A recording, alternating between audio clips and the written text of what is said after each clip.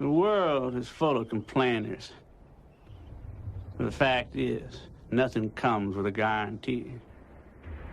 Now, I don't care if you're the Pope of Rome, President of the United States, or Man of the Year. Something can all go wrong.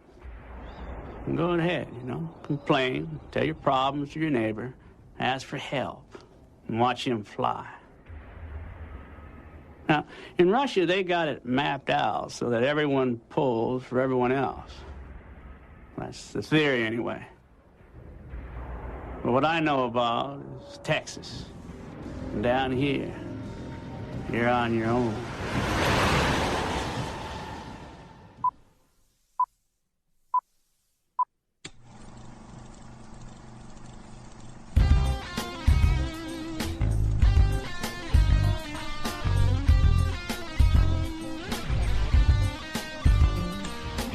Chris Scouser here with Matt Howell. Well. It's our big 700th episode extravaganza that we'll be treating like every other episode. This week on the first run, Matt and I are going to check back into the Rose Glass Hotel for more raw and earnest filmmaking. This time out, it's Kristen Stewart and Katy O'Brien in the lesbian crime thriller Love Lies Bleeding. Maybe we should have that Coen brothers watch this instead, maybe for a few tips. Then it's a blast from the past, one of the more influential horror films, Matt, of my development. It's Peter Jackson's romance splatter-fest mashup Braindead, or how it's known here in the States, Dead Alive. There's the bicep flexing rundown of the big releases on physical media, featuring your streaming and straight-to-DVD picks of the week. And then Matt and I are going to wrap the big anniversary show with our 5 favorite films since episode 600, which is going to be pretty 2023 heavy for me. And then at the end, we're going to have a minor announcement. So, Matt, let's go ahead and kick some ass for the Lord. Here's a clip from Love Lies Bleeding.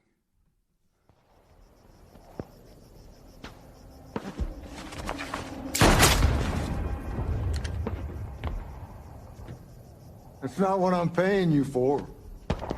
I'm on my break, sir. Come on.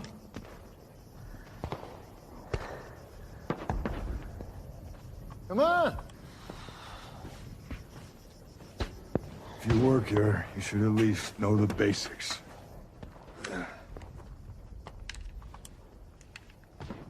Line her up. You only have to be very, very gentle.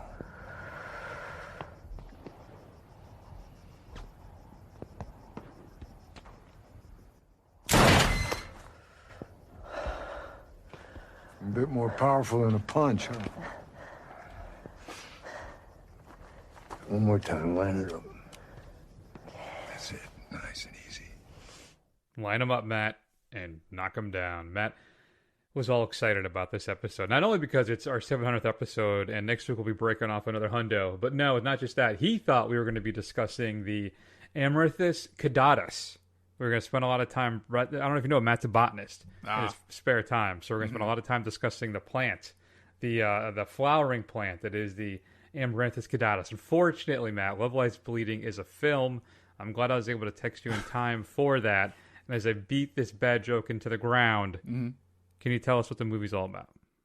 Yeah, so at the most basic high level, as not to spoil any of the craziness that is to come in this film, Lou, played by Kristen Stewart, is a gym manager who has a family of criminals, a crime family as it were, and a bodybuilder, an aspiring bodybuilder named Jackie comes to the gym, and Lou falls hard for her.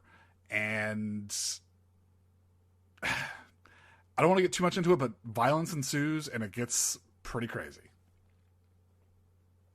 Oh, hell yeah, it does, Matt. So Saint Maud was the first feature film directed by Rose Glass. She had directed some 5 shorts prior to that. And I think Saint Maud, Matt, I think it flew a little bit under the radar because it came out during the pandemic. Mm-hmm. And I think a lot of people probably didn't catch up with it. And it's a story about a nurse who is deeply religious and thinks that one of her patients may be indeed possessed. And she takes some extreme actions in that. And riveting, terrifying film with an ending that you will not soon forget. So I was really excited to catch up with Love Lies Bleeding. Matt, what are your thoughts on the film? Is it a just another big home run for Rose Glass, or do we have a bit of the sophomore slump? What are your thoughts? I mean, it's a very different film. I think this sure. is, again, it's weird that we're getting 2 films about imaginary friends, but we're also getting 2 films about a lesbian crime spree, or at least lesbian crime adjacent films. Sure. With the last the Driveway Dolls, which we saw a week or 2 ago. Honestly, as Chris kind of alluded to in the beginning of this has a very Coen Brothers feel to it, especially kind of like early nasty Coen Brothers. It has some just the kind of comedy of circumstances of people just digging themselves in deeper and deeper, and instead of taking any kind of off and outs that may be present, they just really double down and keep doubling down until they are just completely in over their heads. And it's a wild ride. It's ultra violent. I had a good time watching this. Ultimately, this is Kristen Stewart's film. I mean, this is really kind of a showcase for her. But overall, I think no sophomore slump for Ms. Glass. Yeah, and I want to make sure we don't short shrift Katy O'Brien in this as well as Jackie, who is her partner in this film. The two of them, it's weird because it's like you're rooting for them, right? It's like if they find this kind of love and maybe they're 2 people who can connect in this crazy world that get involved into the dark, shady side of life. It reminded me kind of like it's the Killer Joe for me of this decade. One of my favorite films from the early mid-aughts with Matthew McConaughey, part of the Reconnaissance. And I think is it a Friedkin film? I believe it's one of Friedkin's last films. Great little movie there where McConaughey plays a sheriff who happens also to be a hitman. But this kind of had that same kind of, that was like, what do they call that? Kentucky Noir? Kentucky Fried Noir, I think is what they called it. I've never heard that. I've never heard that phrase before. That's a good one. Yeah, so but it has a similar vibe to that here. And I think that, again, Glass Matt, she keeps me on the edge of my seat the entire runtime of this thing. And I love her work. I think I tweeted out the other day that she is a dangerous filmmaker and I am in love with her. Because she, for me, is a fresh and original voice. I love that she stays committed to kind of her skewed version of reality with her filmmaking. Right. Because we do get kind of some fantastical scenes every now and then, particularly punctuated by the conclusion of the film. And it's, for me, a kind of a dark fairy tale firmly rooted in a pulp world. And I just love this kind of stuff. I think Stewart continues her stellar run. I think she's choosing the exact projects that are able to highlight her talents. And we're introduced, as I said, to Katy O'Brien, who I think shines and glistens just as bright as Stewart in this film. Matt, they're 2 people on the edge of society, and they're just so desperately trying to make it to the next day, kind of let alone build their lives independently or even together. And I also want to give some praise to Jenna Malone, who I always love. And I think about her in this, and I think about her in like The Neon Demon.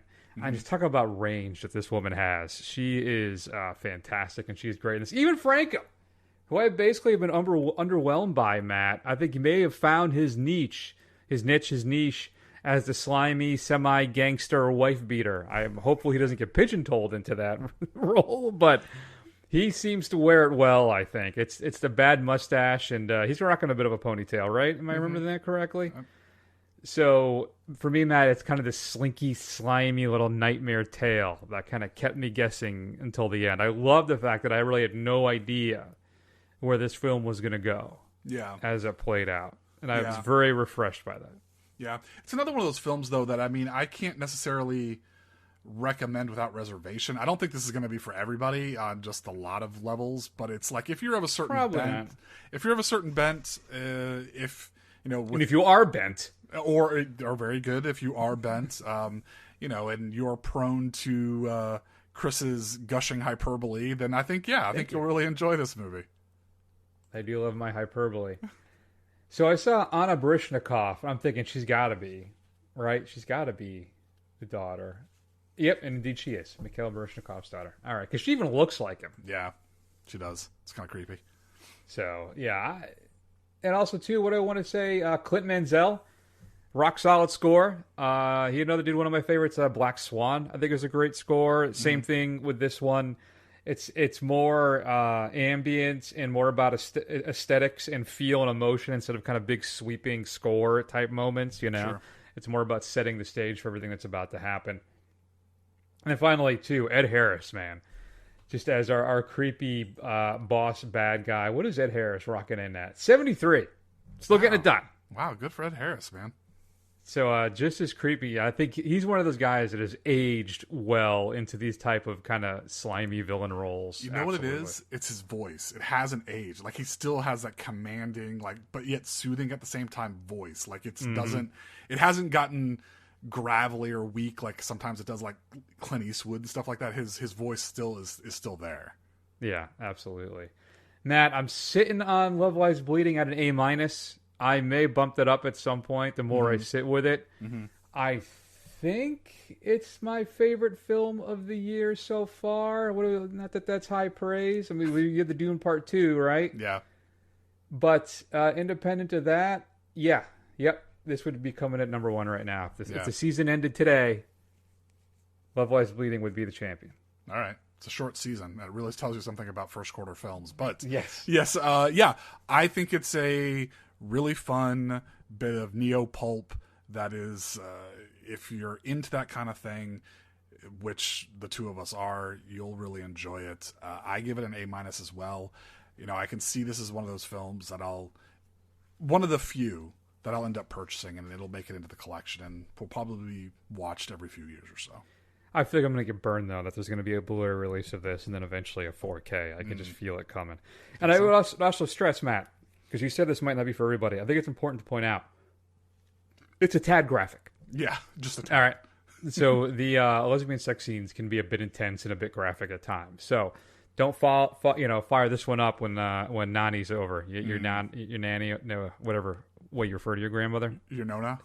Your Nona. I'm combining all of them at once. I can tell, yeah. So just keep that in mind. Don't have the kids in when you're watching this one. But independent of that, or because of that, Love Lies Bleeding is fantastico, as they say in, I'm going to say France? It's usually France. You usually pick France. Okay. Canada. But like French-Canadian, Canada, like Montreal. If you had a chance to see Love Lies Bleeding, it's currently playing in theaters around you. Give us a shot. Give us a shot? What's wrong with me?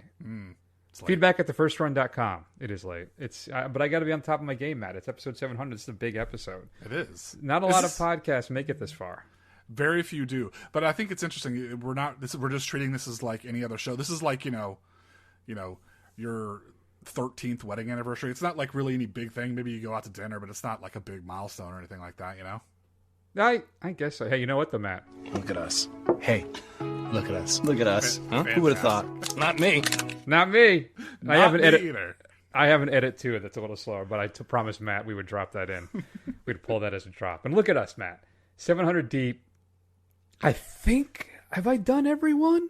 I think I may have missed like one where somebody sat in with me. Maybe two. I'd have to go back. Sat in for you? It must have been when Dave was there, because I don't remember doing that when I was co-hosting in either of my tenures. Typically what we tend to do, is drop in something else or rerun something. Wow. Well, you're the linchpin. You're the anchor. This is your baby. You're the sizzle and the steak of the first run. Thanks. Feedback, at the first run, I should probably clarify that. Coming up with physical media, Matt, this upcoming Tuesday, March 26th. I got to tell you, I have never seen this film. It's the only film directed by Saul Bass. And it has me intrigued. Let's take a listen. I know that games are your business, James. You play them very well. That's why you're here. But this is a serious game.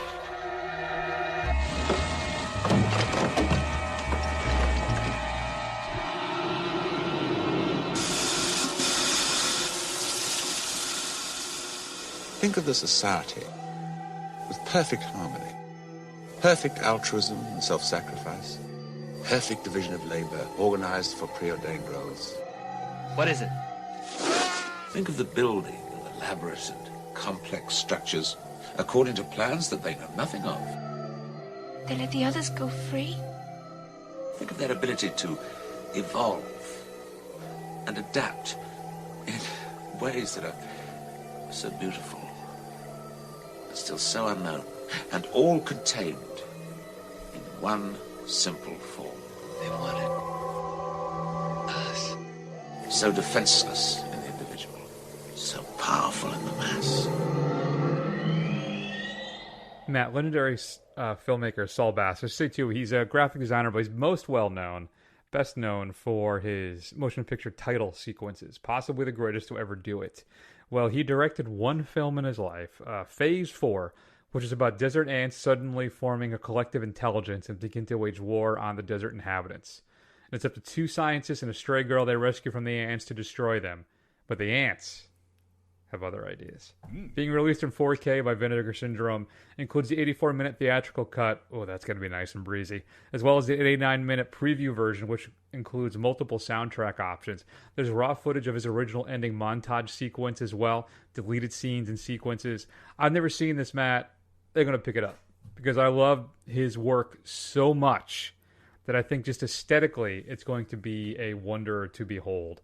So Phase 4 is coming out from Vinegar Syndrome. Matt, I didn't even, in perfect kind of first-run fashion, I didn't really number these properly, so I'm just going to go ahead and I'm going to guess here. Let's go with this one and see how we do. Let's gamble. Number 5? I'm going to go with 5-Card Stud from Vinegar Syndrome as well, featuring Dean Martin and Robert Mitchum. A stranger is caught cheating in a game of 5-Card Stud, Matt, in Colorado saloon in 1880. Van Morgan unsuccessfully tries to save the gambler's life as the other 5 players lynch the cheat. Meanwhile, a gold rush has brought a group of outsiders to the town, like gun-toting preacher Jonathan Rudd and Lily Langford with her collection of beauty lady barbers, in quotes. I wonder what that means. When 2 townspeople are murdered, Van remembers that both victims were playing in the fatal card game. Tension mounts as the killer stalks the other players until at least 2 of the principals confront each other with a showdown gunfight. The case of the 5-Card Stud game murders is closed. Brand new 4K restoration of that, as well as a 21-minute kind of retrospective featuring Walter Chow on the films of Henry Hathaway and more. What's one to do after that, Matt? Let's go with, let's say 4? 4! That works. Criterion is putting out St. Omar. It follows Rama, a novelist who attends the trial of Lawrence Coley at the St. Omar Criminal Court to use her story to write a modern-day adaptation of the ancient myth of Medea, but things don't go as expected. Brand new 2K restoration of that. New interview with the director, Alice Diop. Conversations with her as well. Matt, are you familiar with the Bounty Hunter trilogy? No, I'm not. All right, well, that's number 3. Get 3 coffins ready. Radiance is putting out these films. Included in the set are Killer's Mission, The Fort of Death, and 8 Men to Kill. This is before he made his name in Lone Wolf and Cub. Tomisaburo Wakayama starred in the triptych of violent samurai spectacles that draw on James Bond and spaghetti westerns for their inspiration. Sign me up. High-definition digital transfers of each film is presented on 2 discs. They're available, Matt, on Blu-ray for the first time in the world. Wow. You got a commentary on one of them, some interviews, and more. This is a deluxe edition by Radiance, which has reversible sleeves, a limited edition booklet. There's only going to be 3,000 of these made that come with like in a rigid box. So if you want that version, you're going to have to buy it now. If not, they'll likely putting out a standard edition probably for about $10 cheaper later on. Where are we at 3? So let's... Ooh, I got to skip... Oh, boy, I shouldn't have done this. All right, because one of these is much... I have 2 options left, but I have 3 good films. So let's do this. Get 3 coffins ready. Number 3 is going to be The Iron Claw. Follows the story of the Von Erichs, dynasty of wrestlers who make a great impact on the sport from the 60s to the present day. We did this one for the show. Solid film. Solid. That works. Number 2. The 2 Utes. 2 what? What was that word?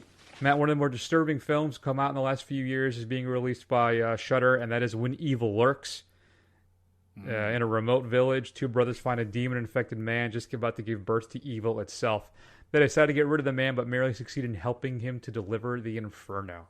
I gotta tell you, folks, I think this is on Shudder now, or if it's not, it will be soon. Oh, it's on Shudder now, right? Because we went to see it in the theater, and you were mad at me because it hit Shudder like 2 weeks later. A few days later, it came out on Shudder.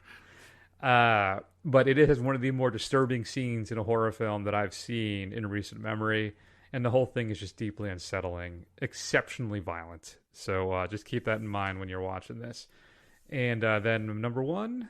There can be only one. Criterion is putting out Gus Van Sant's To Die For on Blu-ray and 4K. The 4K transfer, I should say the restoration, was approved by Gus Van Sant, as well as the director-photographer Eric Allen Edwards. Audio commentary by Van Sant, some deleted scenes, and more. There's a great little film, I guess from the early 90s, with Nicole Kidman, who plays a TV reporter that kind of becomes obsessed with a young man, and that played by Joaquin, or as I called him back then, Joaquin Phoenix. Other stuff coming out. Out of Darkness, Matt, is being released, which we did for the show about a month or so ago. The Crow Salvation back in print, one of the Crow sequels. The Book of Clarence is being released on Blu-ray, as is Royal Hotel, directed and written by Kitty Green. Other 4K releases. Primal Fear is being released by Paramount. Burial Ground, the, oh boy, air quotes, classic horror film. This is the one, Matt, that, is it Italian or Spanish? I think it's Italian. Where there is a weird Oedipal thing in the film. Okay. So in order to deal with that, like the guy, like the little boy makes a move on his mom in the movie, in the horror film, they cast a little person as a boy. Okay. And it's very, very disconcerting the entire time, because clearly this guy's like in his mid to late 20s, if not 30s, but he's playing like a 10-year-old. Nice. Classic Italian horror move. Also being released in 4K, Paint Your Wagon, Stir, North Dallas 40, and then Going South, the latest release from Cinematograph, which is the kind of, we'll say, this. I don't want to be insulting to them, but it's kind of the Criterion line of Vinegar Syndrome, where they're trying to do more important kind of classic films instead of your more genre pictures. Go straight to DVD pick of the week, Matt. I'm going to go with Dracula, Prisoner of Frankenstein. Yes, this is the Jess Franco film, featuring the blood-sucking menace Count Dracula, who seems to have met his match in the form of the courageous Dr. Seward. But no one counted on the arrival of Dr. Frankenstein, who carts along his monster and devises a plan to bring the Count back to life, Matt, for his own insidious means. Soon the countryside is overrun with seductive vampire vixens. It is a Franco film. A bloodthirsty werewolf, leering servants, and 2 horror titans at each other's throats. It's another wild, colorful, Euro-flavored creature feature from director Jesus Franco, who also did, of course, Rites of Frankenstein and then Vampiros Lesbos, also known as The Screaming Dead and Dracula vs. Frankenstein. You get a brand new 4K restoration of that, Matt, as well as some new interviews, the original Spanish opening credit sequence, and a deleted scene from the English language version. Matt, what should we be streaming this week? So, available for, I can't remember if I recommended this. I might have already, but I don't think I have.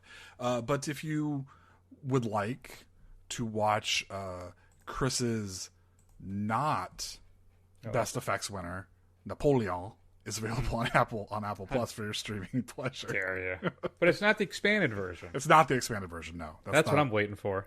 It's not out yet. But I mean, if you haven't seen it yet, you should watch the theatrical cut, so then you can see, you can really appreciate the 4-hour marathon that's coming after with the expanded cut. I worry about that, because people watch that and go, oh, this isn't good. Why would I want to watch another hour and a half of this movie? Mm-hmm. If you remember, a lot of times in Ridley Scott's films, the director's cuts, like Kingdom of Heaven, the longer versions are better. Yeah. So think about that before you make your decision on watching Napoleon. Though I don't mean to undercut you, Matt. Your picks are always so delicious.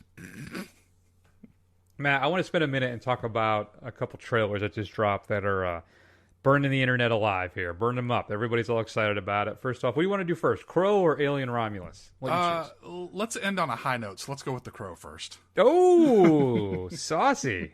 So Matt did not care for the 90s throwback rock and roll action horror film that is The Crow, huh? No. So the original Crow with Brandon Lee is cheesy.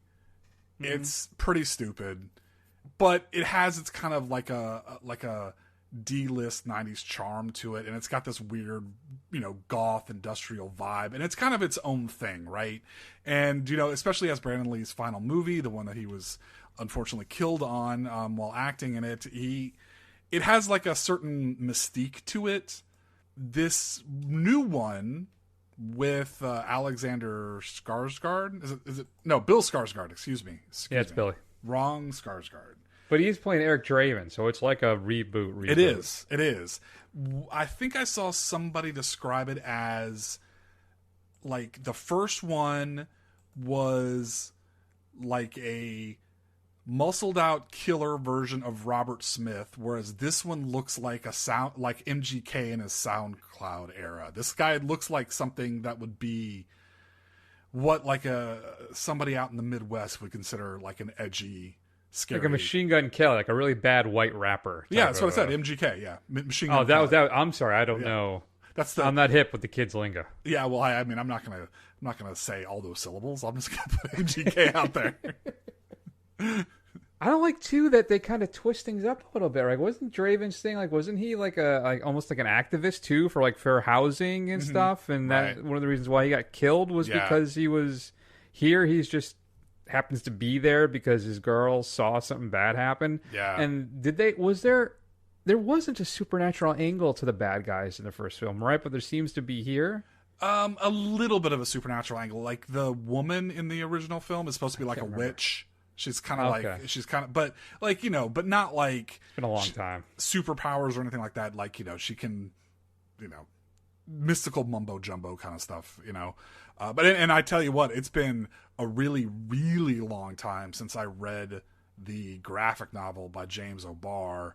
I can't even tell you how faithful either one of these. I can tell. Well, I'm almost 100% positive that this new one is nowhere near close to the actual source material, but I don't remember how faithful the 90s version was either. Yeah, I haven't read the original, so I couldn't say. And I don't think I have seen The Crow since it came out. Really? It's been a long... Maybe I watched it on VHS after it was, hit home video, but it's been a very long time. And it is being released in 4K on May 7th. Is it? It's a treat how hokey it is. You might enjoy it. Yeah. I think I'd pick it up. I remember really liking it at the time. So I hope that it's good. When is the new one coming out? Let's see here. I wonder if I'm assuming it's going to correspond with the release of the new version. That's usually how that works. So they want to push that out. What's the release date? June 7th. So a month ahead of time. I guess you want to build up some head of steam there. But I was not really overly impressed with it. I wanted to give it some time because when it comes to reboots and remakes, I know they can get kind of tiresome, and it's like, come up with an original idea, all right? But if you give me something fresh and new, I'm open to it. Sure. I'm always curious what you. Now, I've always said, I think this is general, I think, thought for a lot of people, is if you're going to remake something that's bad and make it good. Right. Right? But still, it's been a long time. The Crow sequels, I think we were straight to DVD for those. Those three? There were 3 sequels, right? But they were all straight to DVD films. Yeah, I don't think I saw a single one of them.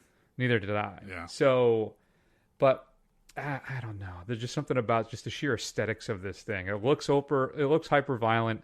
It looks like it's particularly grisly at times from that trailer. But that's not going to be enough for me. I'm going to need a little bit of camp, I think, for this. Just like Matt said, maybe a little hokey winking at times. I don't know.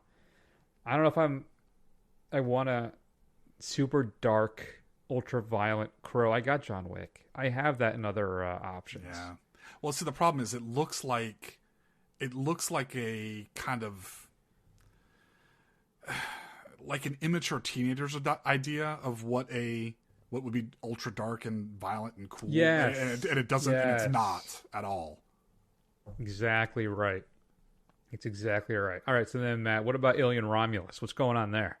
There's not much for us to give this to, but I really like how Feedy is staying true to form, and first he gave us a tree, then he gave us a turkey baster, and he's really hyping up the oral rape aspect of how the aliens breed in a very quick flash cut.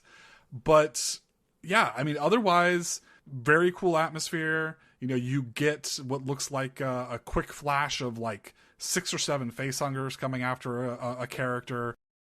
I you know what? There's not a whole lot to be super excited for here, but at the same time, it doesn't look bad. So I'm on board so far. Give me more, Feedy, and let's see what you got. Yeah, I'm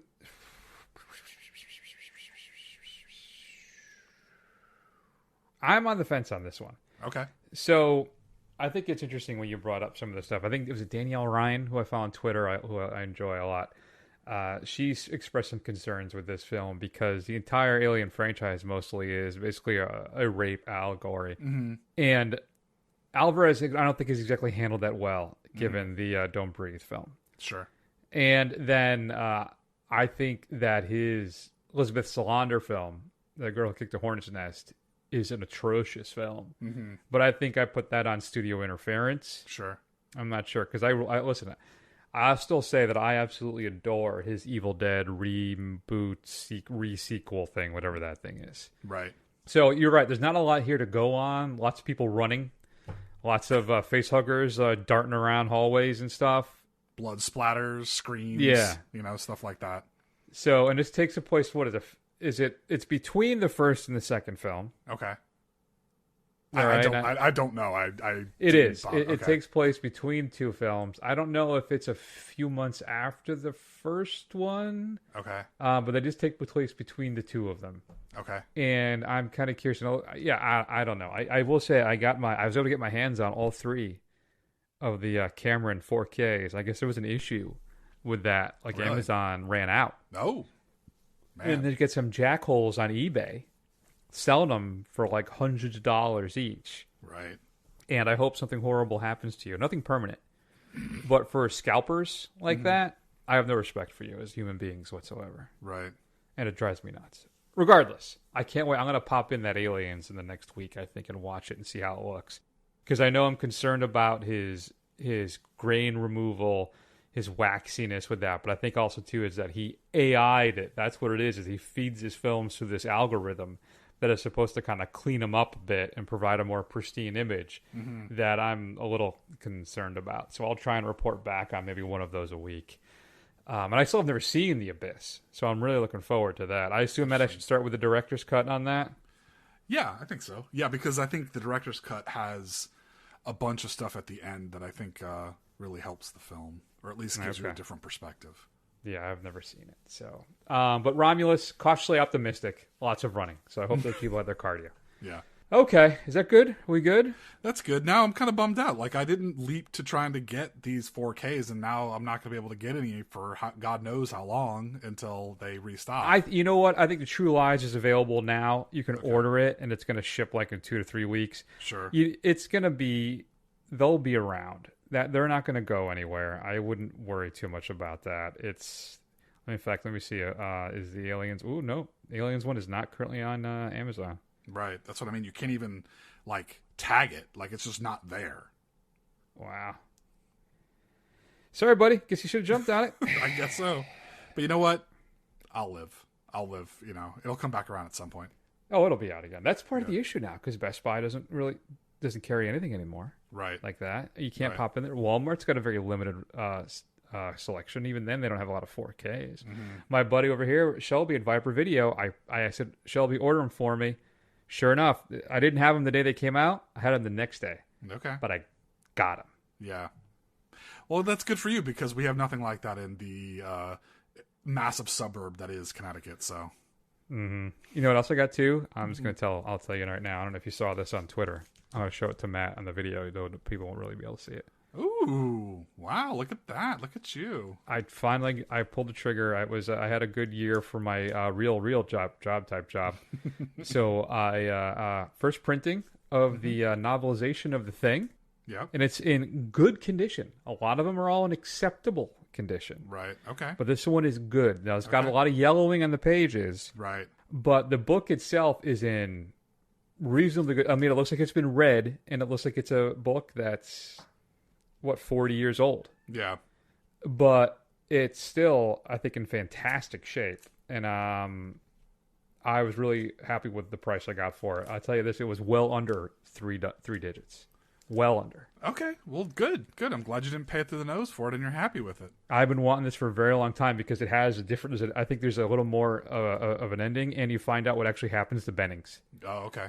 You know, in the film, they find his glasses, Right. then his charred remains potentially, or something's charred remains. Because this is based on the original screenplay of the thing. Okay. And you actually find out what happens to him. Interesting. So I'm really excited. I think about too. It's also written by Alan Dean Foster. Is the novelization of Alien. I'm curious about that. And then also he did Escape from New York. Okay.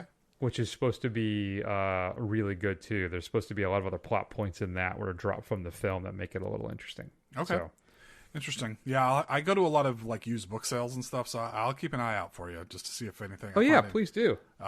Even if I find any kind of adaptions like that, even if they're not the ones that you rent off, if they're like a few bucks, I'll buy them. Send them out to you. Yeah, pretty much any 80s horror or science fiction like novelizations, you'd probably be, that'd be cool. Thanks, bro. No problem. Matt, let's talk about Braindead or Dead Alive. One of my favorite films growing up that got me into kind of the whole splatter, gore, horror stuff. I probably haven't seen this since the 90s when I first was able to get my hot little hands on that DVD as a kid. So I'm going to find out if that held up. Is that all you have to say? Look, I'm really sorry about the zoo, Paquita. It's just Mum. She's... We go out again? To a movie? Look, I'd like to. But it's just not possible. Not possible? But we are romantically entangled. Entangled? Oh, look. Look at it. I don't know what you're thinking, but, I just can't see you anymore. Matt, Braindead is the romantic drama there that you heard that you've been waiting your whole life for. I got done watching this, and of course, again, known as Dead Alive here in North America, and I felt cheated.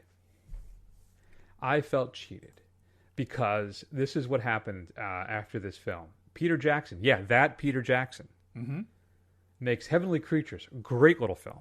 I love Heavenly Creatures, though I haven't seen that probably in 20, 30 years. Frighteners, great stuff. I love the Frighteners as well. Michael J. Fox, right?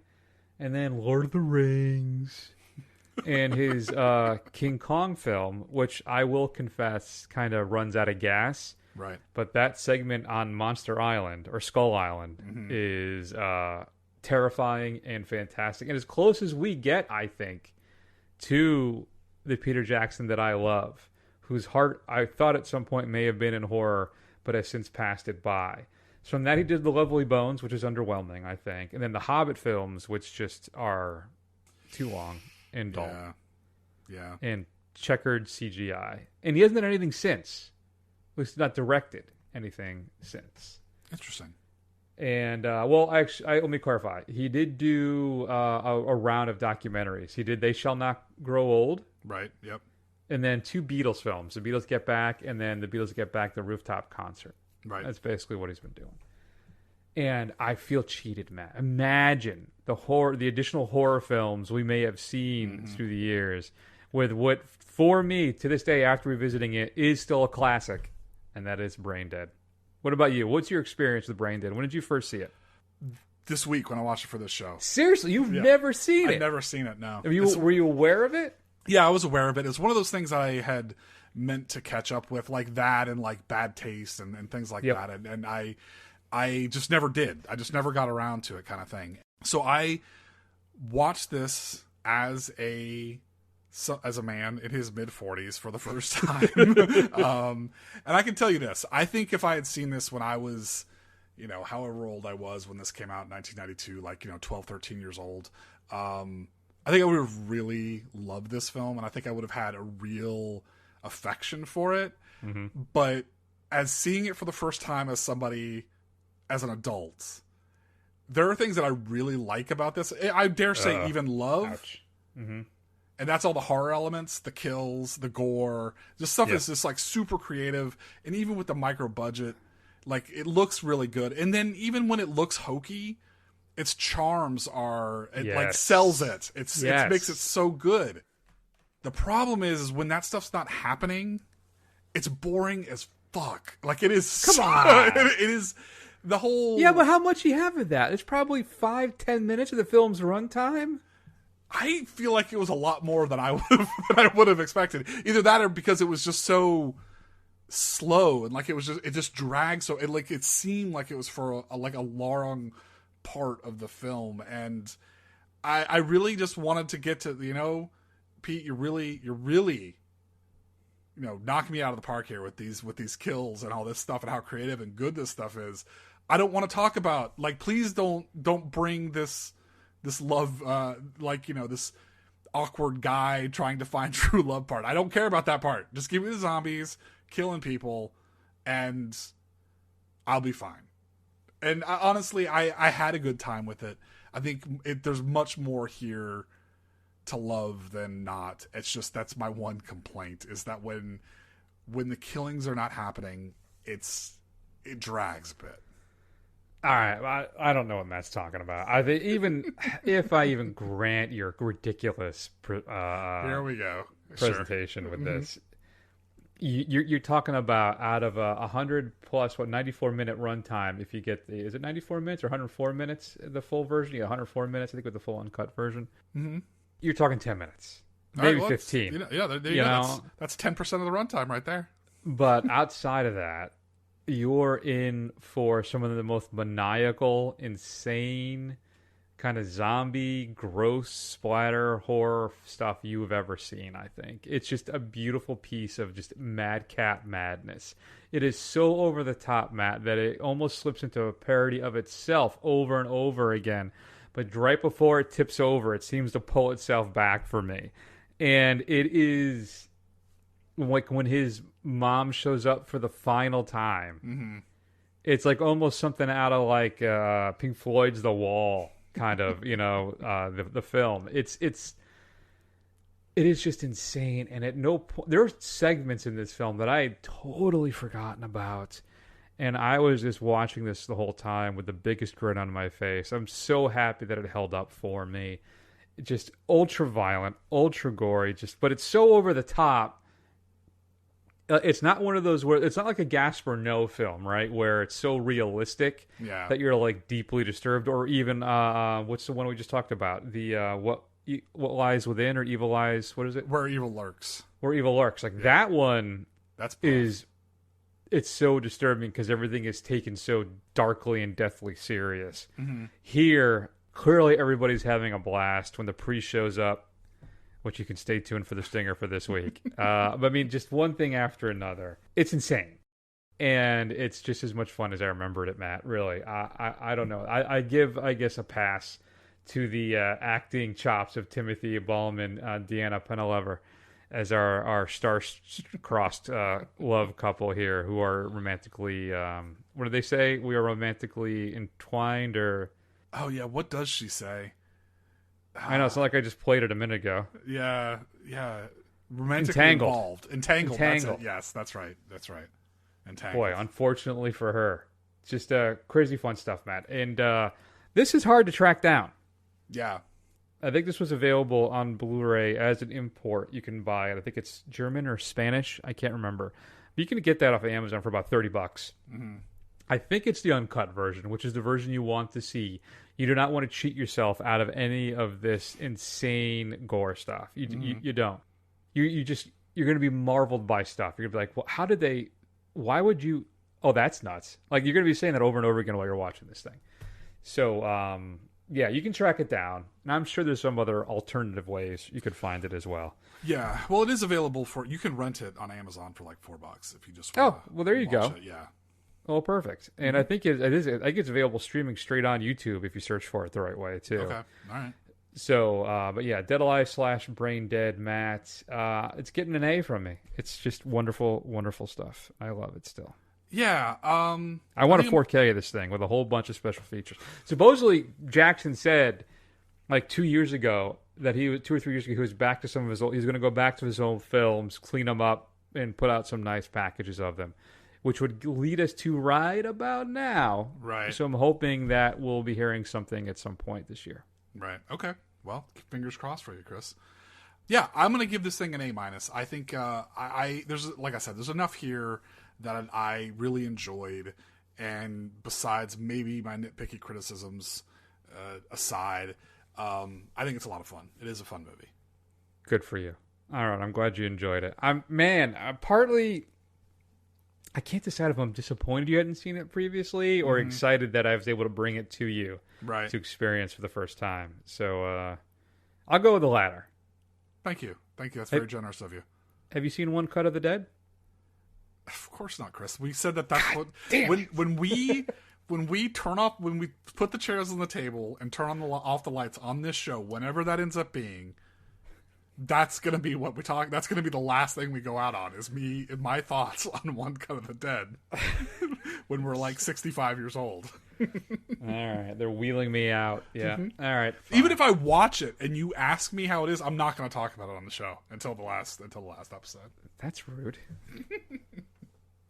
If you had a chance to see Braindead, Dead Alive, have you seen this classic? Shoot us an email at feedback@thefirstrun.com. It's out there. You can find it. All right, Matt, let's close up the big show. I spent a few minutes talking about our 5 favorite films since episode 600, which made me sad for how weak the years, for the most part, have been since episode 600. Yeah. Here's one that just barely didn't make the cut for me. This was tough. In fact, you asked me in a week, maybe it's my number 5. You think you could pull some strings and find a police report on someone for me? No, Fletch. No way. Way too big an ask. Just be a real shame if Daphne found out that you defiled Clara Snow in the supply closet all those years ago. I mean, especially in today's climate, you were her boss. First of all, it wasn't the supply closet, it was the copy room. And it was a bilateral defiling. Are you really trying to blackmail me? Kinda. You wouldn't. No, you're probably right. On the other hand, I am still under suspicion for murder. Whose police report? Owen Tasserly. Write it down, you old lush. He was arrested a while back for something, I don't know what, but I think he might be the actual murderer. I'll see what I can do. Thank you. But hey, if you did kill that girl, do the right thing. And give me an exclusive. So, Matt, that is a clip from Confess Fletch from Greg Mottola featuring John Hamm taking over Chevy Chase as Fletch. I think another film I think may have been potentially impacted by the pandemic, though on the downside of things for the most part. Hilarious film that I think the studio totally butchered, gave like no promotion for whatsoever.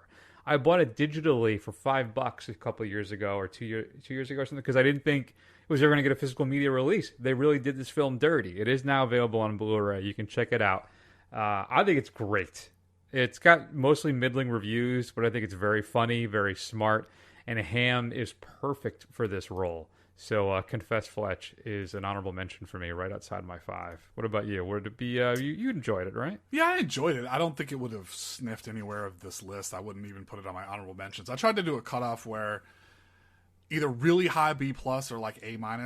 I enjoyed the film, but I don't think I'd put it in like one of my favorites. Fair enough. All right, I'll go first, Matt. I'll give you the ultimate number 1. Ooh. My number 5, then, I guess I'm gonna do this. I don't know. I'm gonna go with a film from last year. There are a few films from last year on my list, and it's Emma Seligman's Bottoms, the generational defining comedy featuring, as I said before, featuring Rachel Sennett and Ayo Edebiri, about 2 lesbians in high school who are they form a club to hopefully meet some girls, a fight club, I should say, and things go crazy from there. But it is so ridiculously over the top and endlessly funny. And it's one of those films, too, where it has like gags in every scene that are not part of the actual main scene that's happening. Lots of little stuff filled with golden comedic moments, and one of the few films in the last few years that I laughed my butt off, where I almost cried. I was laughing so hard. I really enjoyed Bottoms. So it's my number 5. All right. Yeah, I was looking at this list. I was going back and look. I was like, man, a lot of the stuff that was good is like super recent. Like that's that was pretty crazy. All right, so then my number 5 is my affection pick. I've mentioned it many times, but I had zero expectations for Dungeons and Dragons: Honor Among Thieves. I didn't think it was going to be good at all, and I was going to go see it prepared to be sad. So imagine my surprise when not only was it good, but it was actually quite delightful. About Chris Pine leading a ragtag band of adventurers to win back the love of his daughter and, save the world along the way. The filmmakers absolutely understand Dungeons and Dragons, all of the little nods to the ridiculousness of campaigns, even right down to, rolling 20s and ones, and even just the stuff like with Reggie Jean, like just going straight off the map, just over obstacles as you move him through stuff. It's just all the little touches was just fantastic. So it's my number 5. I love too that the 80s cartoon versions of the characters show up at one point as well. Yeah. And that is a great pick, Matt. My number 4 then is from 2022, and that's Brett Morgan's documentary, Moon Age Daydream, working through the life of David Bowie. Missing some key moments, I think, which is one of the few knocks I have for it. But as the Bowie aficionado is not the right term. What's a more disturbing term for a fan? Sycophant? That might be good. Yeah. I don't want to mix up myself too pathetic. Obsessive? Ooh, I don't know. Either way, I love Moon Age Daydream, and I have the Criterion 4K release, which is absolutely gorgeous. And I've watched that thing probably 2 or 3 times now. I bought it 3 times already. I bought it the Blu-ray when it came out. Then I bought the digital copy because I wanted to be able to have it like on my phone or whatever the case may be. If I ever want to just listen to it or watch it, there's certain films and things that I like to have on in the background. The 2 big ones, of course, are Rope and Glengarry Glen Ross. And then this is I started tracking that. I'm on Letterboxd now. I'm gonna track every film this year on Letterboxd as I go. Okay. And I've already watched Glengarry twice and Rope twice. In fact, I'm halfway through Rope again. And what it is, it's a work film. I'll have like if I'm doing some like non-thinking like work artsy kind of work. Yeah, I just put it on in the background. And especially Glengarry and Rope, I've seen so many times I can recite them, which is kind of part of the fun. Moon Age Daydream is another one too because there's so much music, lots of great stuff in it. I love all the interviews. I get a little emotional every time because I'm such an obsessive, as Matt puts it. And tomorrow, Matt. Before this comes, when this comes out. This will have been yesterday. There is some announcement about Ziggy Stardust, and I don't know what. Oh. I think it's going to be a new box set. Okay. Compiling all the stuff from the Ziggy area. They did that with Hunky Dory last year with the Divine Symmetry set. This year they're putting out on Record Store Day the original version of Rise and Fall of Ziggy Stardust on vinyl that includes the original running track listing, which drops like 3 of the songs and puts 3 other ones on it. Okay. And it's not. The original version would have been a mistake. The one album is so much better, but it's a cool little curio. I've had it as a playlist in my iTunes, forever. Yeah, because I already knew what that was, but still, I'm excited to actually be able to listen to it. Regardless, Moon Age Daydream, Matt, is my 4. I love, and he won Grammy for best documentary feature or best musical. I think what it was. Okay. Yeah. The only question for me is where that film would appear on your list. So anyway, my number 4 then. Well, 4 is good. Yeah, 4 is good. So my number 4 then is a divisive film. Not a lot of people like this film. I don't even think my co-host necessarily liked this film. But I can tell you that while I was watching this, I had a physical reaction to this film that I haven't had ever. Like, I can't remember the last time it happened. But this is the ultra low budget, super weird, barely any story, air quote horror film Skinamarink, which is about 2 small children who wake up one day, their parents are gone, they can't get out of their house, they don't know what to do, so they just sit around, make a fort, and watch cartoons and work through the food in the house. Well, there's something creepy in that house, and God damn, if that thing did not give me anxiety while I'm watching this, straining to see what is in that fuzzy corner in this awful film grain. Is there something there? Oh man, it is a scary movie. I really adore that film. I need to get a copy and watch it and see if it still works at home. Yeah, I don't. Yeah. Yeah, I know you don't. I know you don't like it. I mean, you know, here's the thing. I didn't like it per se. It didn't really work for me. I don't know. That's fine. I mean, we just heard you gush about David Bowie for the past 10 minutes. Yeah. Come upstairs. Matt, my number 3 then.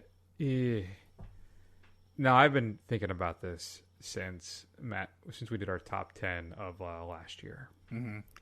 And I've I've already started to reconsider my thought process on this. Interesting. Okay. I said I might, and I've been leaning towards the Howell camp on this. And right now, my number 3 is Glazier's Zone of Interest. Mm. Now, favorite seems like a weird thing to say about this film. Yeah. But it's so powerful, and it impacted me so deeply. Yeah. It's just one of those cinematic moments of the last few years since episode 600 that really impacted me, and I think that needs to be paid attention to. Don't get me wrong. I desperately prayed that Portrait of a Lady on Fire was from 600 on. Unfortunately, it was like 580 something, so it didn't make the cut. It's too bad.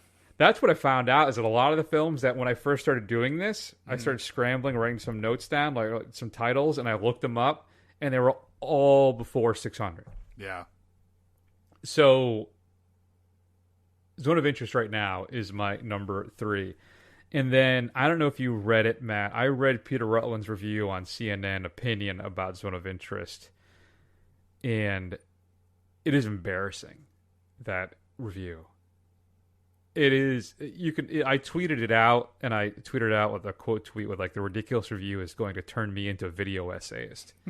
I mean, it's so misguided and misunderstands the film. It's shocking and it's embarrassing. Yeah. And it made me again want to think about and revisit this film and watch it again. So Zone of Interest right now is my 3. All right. So my number 3 then is the swan song of the greatest action franchise of the past 10-15 years, which is John Wick Part 4. I adore the John Wick films. I think there's not really a weak one in the bunch. They are all very entertaining. They brought a new style of action, for better or worse, to the action cinema landscape, but you can't beat the original. And I think it goes on a high note. I think it's a good an example of just creative, thought process and a different way of doing action films that, is now baked into the kind of cinematic language. And I just got to give it some love. No, that's a good pick, Matt. I'm surprised. I was kind of waiting to hear like Black Adam or something. Maybe that's coming up. Amsterdam, number 1. Don't spoil Remember number Amsterdam? 1. Yeah, or Babylon. There's parts of Babylon that I really like. Okay, parts in a like 3.5 hour movie. You know what I was thinking about too that I want to revisit is that Hellraiser film on Hulu. I do kind of want to watch that again. Yeah. I still got to watch my 4K box set of the first 4 films from Arrow. Nice, I got to crack that sucker open. So, okay. So where am I? 2? We're at 2. Wow, we're at 2.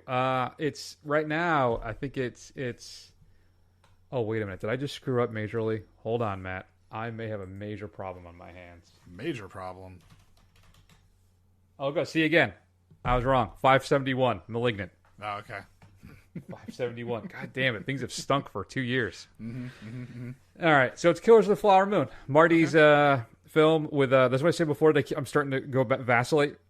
That Zone of Interest may have been my favorite film of 2023. Yeah. Killers of the Flower Moon, though, still sitting at number 2, but it's getting tighter, Matt. That space between them is now gossamer thin for me. Sure. But Lily Gladstone's earth-shattering performance. Somebody, too, said the other day how could she possibly be the winner? She's barely in the film. She's only in 10, 20 minutes. Her presence permeates that entire film. She's in the whole thing at every shot. And just like, too, one of the issues this guy had in Zone of Interest, his big complaint, Matt, is that there's no Jews in the film. There are Jewish people. Man, I hit that J really hard, didn't I? Real hard, yeah. There are Jewish people in that film in every scene. Yeah, right. Yeah.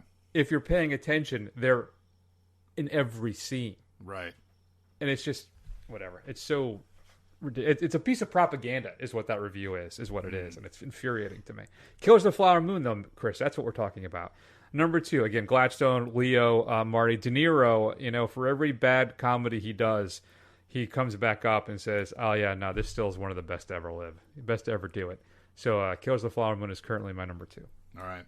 Well, my number 2 then is Zone of Interest. I think Chris is correct. It's one of these films where I struggle to say that I enjoyed myself, but it is a seminal moment in film just from an artistic perspective with the use of sound and everything that's the focus of this film, and as well as the kind of just matter-of-fact approach they take to it. It is just something that I think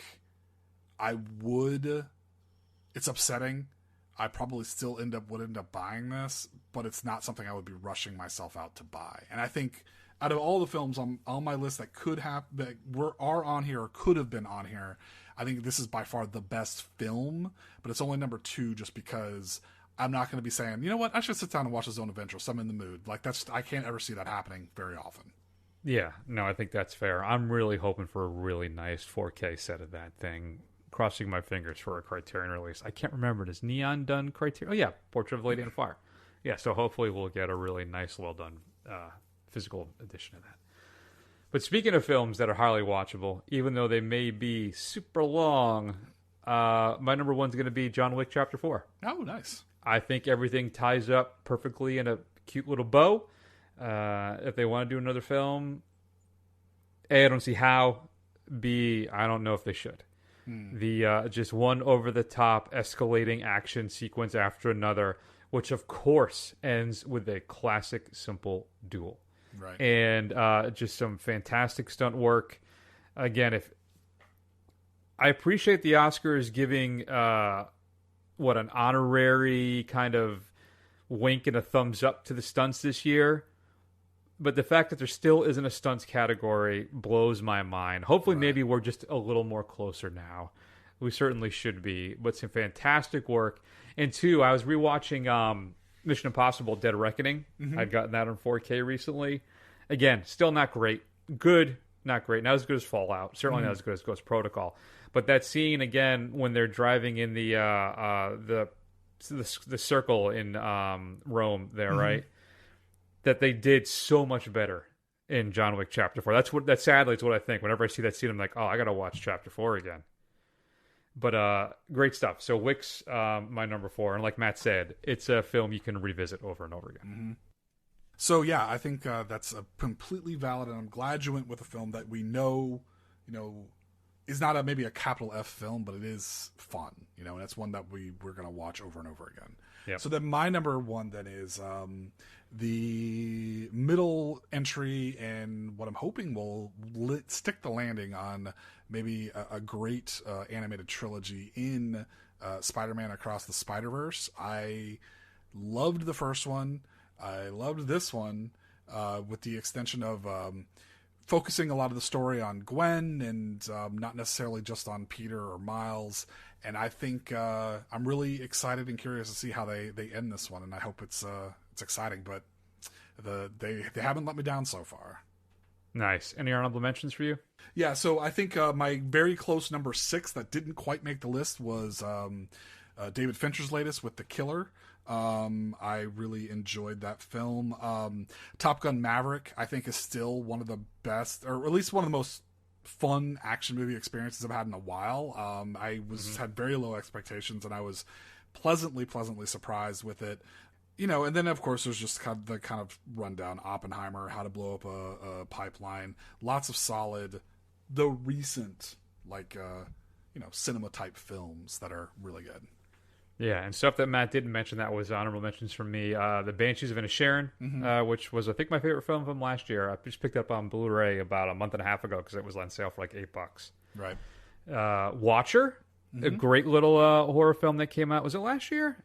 Year before? I think it might have been the year Have before. to be, because we'd only be 100 episodes deep at that point. Right. RRR, which was on Netflix, was a lot of fun. I enjoyed that.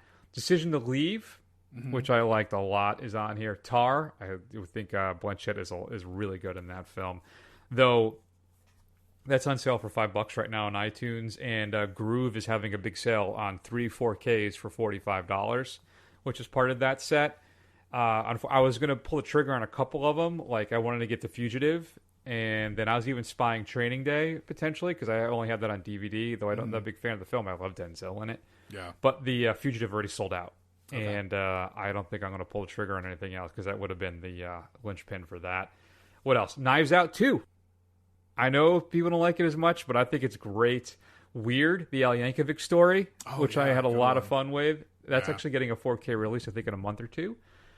Poor Things, Yorgos' most recent film. Anatomy of a Fall, I'd throw in there as well. Everything Everywhere All at Once as well. And then finally, The Menu, which is currently on Max. If you haven't seen it, Ray Fiennes and Anya Taylor-Joy, I should say. I was really surprised by how much I loved The Menu, and I've been wanting to revisit that one too. Yeah. So there you go, folks. Those have been the 5 favorite films and some honorable mentions of the last 2 years. All right, so we do 52 episodes a year, roughly. So I think actually 51 or 50 every now and then we run into an issue. Sure. So, but those are our 5 favorite films since episode 600. And what are your favorites? Shoot us an email at feedback@thefirstrun.com. Matt, let's wrap the show up and talk a little bit about what's coming up in the future. So, Matt, what's going to be here next week? What are we seeing? So we're going to see the latest in the Ghostbuster franchise, Ghostbusters Frozen Empire. And then we have on the list, we intended to watch Roadhouse, the Jake Gyllenhaal straight to Amazon streaming remake of the Patrick Swayze air quotes classic. Directed by Doug Liman. Swingers, Born Identity, Edge of Tomorrow, or Live, Die, Repeat, whatever.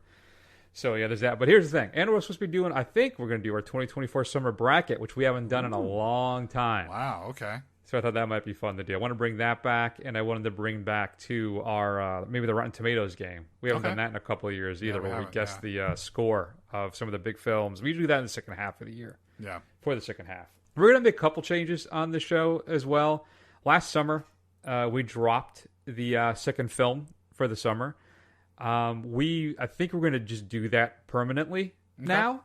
I am going to be 49 this year. Wow. All right. So I've been basically, I feel like I'm staring death in the face at this point due to my old age. And I did a count, Matt. Yeah.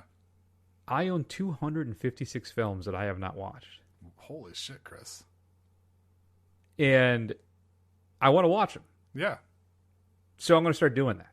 Wow. And I also want to draw again. Yeah. People may not know this. I have a degree in illustration. And I've been wanting to draw and paint again for a very long time. And as Matt said earlier, or before we started recording, time is at a premium. And I want to be able to do some of those things, but I don't want to give up the show because I love it so much, and I love talking to Matt every week about movies. So what I think we're going to do is we're going to drop the second film as a consistent thing every week. Yeah. If something comes that's big that we want to talk about, we're going to do it. Right. All right. So, like, we're going to do Roadhouse next week. Right now, for June 14th, we have Ballerina and Hitman loaded up. July 12th episode, Maxine and Beverly Hills Cop 4. Right? So if something hits, we're going to do it. Right. But it's going to be infrequent going forward. But that's it. Right now, that's kind of the only change. Everything else is going to roll as it's been going. So you won't really see that big a change. In fact, during Dave's tenure, we dropped the second film entirely as well. Okay. After like the first 6 months, because he was, being a little bitch boy about it. So.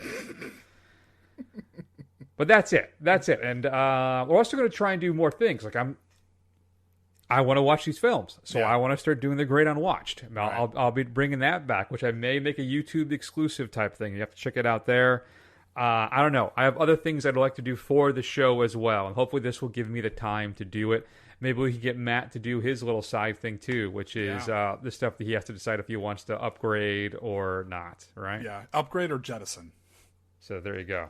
So that's it. So we're not going away. We love you very much. Everybody who's been with us for 700 episodes or just 2, we love you very much. And we appreciate your support and listening to this show. And is that it? I think that's it, right? That'll be it. So check us out on YouTube, Facebook, Twitter, Instagram. Do a search for The First Run. Scroll. Eventually you'll find us. Head over to Apple Podcasts. It'll help you... Head over to Apple Podcasts to review the show. It'll help other people find it as well.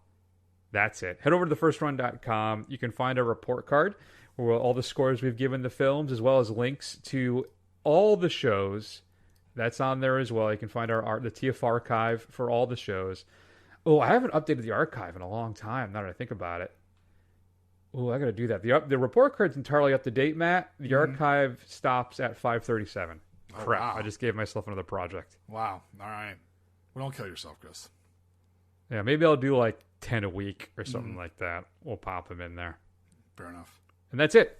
So we're going to go ahead then, take an extended break. We will see you all soon. Take care. Thank you for 700 episodes. We love you very much.